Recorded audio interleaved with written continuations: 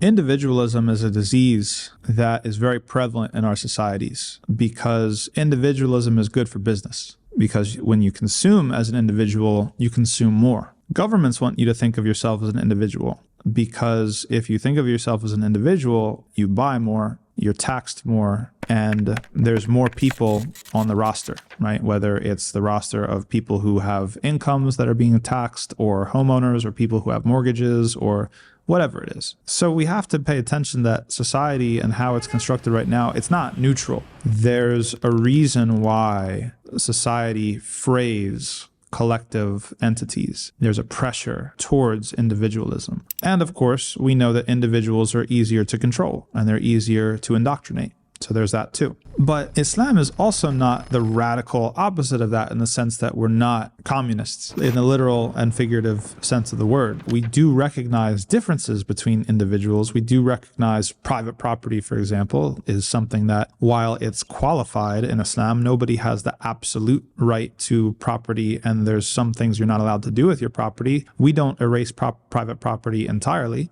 And there's other predilections where you have your individual rights. Allah subhanahu wa ta'ala says in the Quran, even within a household, when are you allowed to come into someone's bedroom? When do you have to knock? When do you have to seek permission? If I'm showing up at somebody's house, when do I, I'm seeking permission and having to leave if I'm not given permission to enter? So there is recognition of individual life as well. But I would say that Islam balances those things perfectly, that it balances our collective lives and our individual lives. It's not so individualistic that we can make decisions on our lives or about our lives and act like or pretend like they don't affect other people. I remember when I was just becoming a new Muslim and some of the Muslims told me the difference about coming to the West, and if you had a snack with you on a subway or on a train, they learned very quickly that it's considered weird to offer people some. That back home, that it would be considered weird to not offer people some. And this was a quality that the Prophet ﷺ praised when he praised the Ash'ari tribe. He said that when times got tough, they would gather together what they had and they would split it up equally among each other. There was this collective solidarity.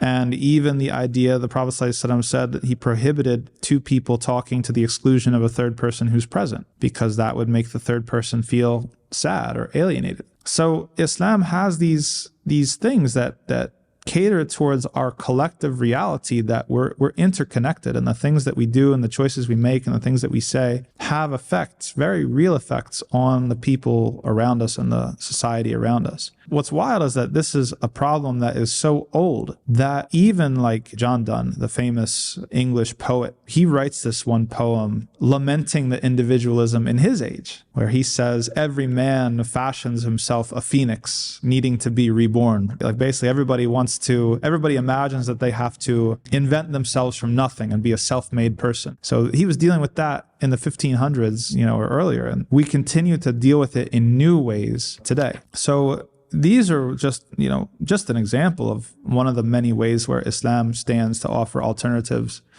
and call people to something that is a more balanced way to live. If society has teetered, or people have teetered to one extreme or the other, and it's not to say that Islam is median in the sense that it is in between every extreme that you find. That's not what we're saying.